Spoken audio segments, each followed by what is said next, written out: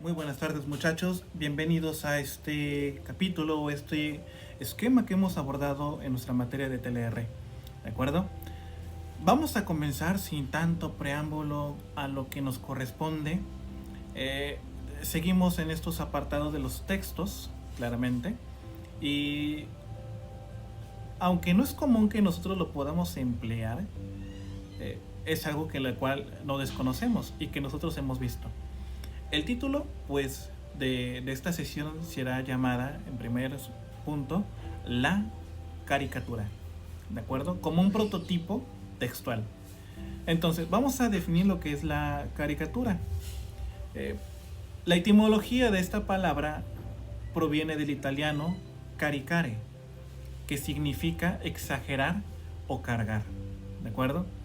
Y si buscamos en el diccionario de la Real Academia de la Lengua Española, podemos definir la caricatura como la figura ridícula en la que se deforman las facciones y los aspectos de alguna persona.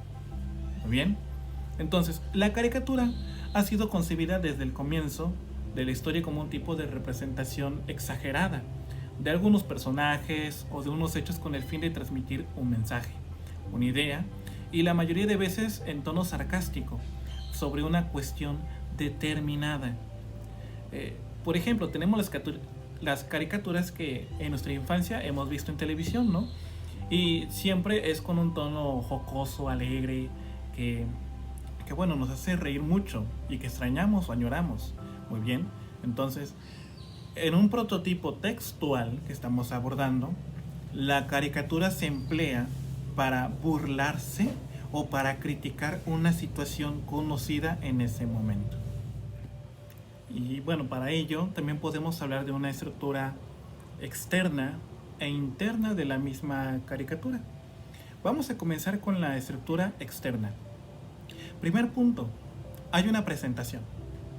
Esta presentación es breve y generalmente se presenta en forma de diálogo, que suele incluir alguna narración o alguna descripción.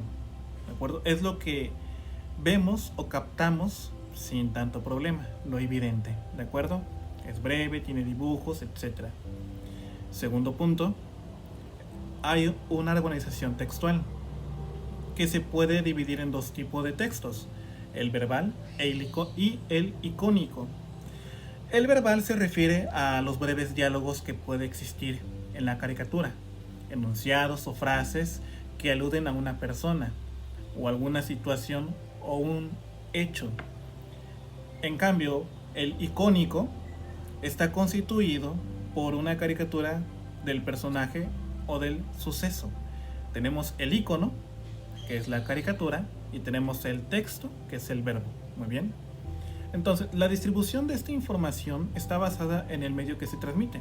Por ejemplo, en la prensa dispone de una sección para este tipo de texto y un espacio establecido. Muy bien.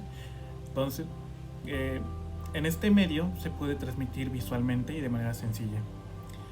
Tercer punto, los elementos paralingüísticos, o sea, de la lengua. El componente no verbal es primordial, ¿de acuerdo? En este caso, la caricatura es lo primordial, lo icónico, pues el dibujo proyecta una imagen exagerada, deformada o ponderada sobre un hecho o un personaje, que si tiene la cabeza grande, que si tiene una parte del cuerpo exageradamente notable. Entonces, la parte verbal también tiene o exagera en el uso de signos, de combinación de mayúsculas y de minúsculas. Pero bueno, también hablamos de la tipografía, de los espacios, etcétera, ¿de acuerdo? Entonces, son los elementos paralingüísticos, tanto el dibujo como la letra, quienes hacen deformar también la visión de la caricatura. Y también podemos hablar de la estructura interna, que en este caso tenemos como número uno y quizás el único, la trama argumentativa. Muy bien. En la caricatura no se encuentran frecuentemente los argumentos. No obstante, el tejido argumentativo se infiere en la combinación de la caricatura, del texto y de lo que el receptor sabe del personaje o de la situación. Muy bien. Esto se debe a que el dibujo utiliza a las personas o a los hechos en cuestión, los diálogos, enunciados y frases, y todo esto se carga con humor y morbosidad. Entonces, quizás, a diferencia de un ensayo o a diferencia de cualquier escrito formal, en la caricatura no existe un argumento literal, sino un argumento visual, en donde se exageran las expresiones en tono sarcástico. Muy bien. Ambos textos en conjunto sintetizan la manifestación, el texto icónico y el verbal, ¿de acuerdo? Y bueno, también crítica e incisiva de una opinión o postura ante un hecho o un personaje. Y también podemos hablar quizás de un punto número 2, de los recursos lingüísticos o de las marcas tipográficas. En este caso, que sean las palabras breves, el uso de cursivas, de subrayados, de la combinación de mayúsculas y minúsculas, que bueno, influyen en cierta parte a esto que es la caricatura. Ahora bien, nosotros podemos hacer una selección o un desglosamiento de los tipos de caricatura. En este caso se habla de una caricatura política, social, político-social, costumbrista.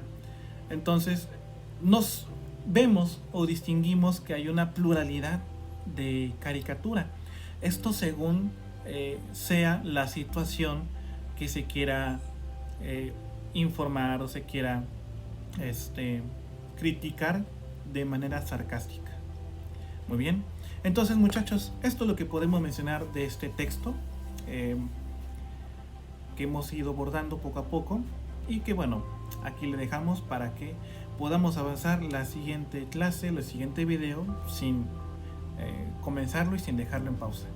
Chicos, muchas gracias por su tiempo, por su atención y por su disposición. Nos estamos viendo.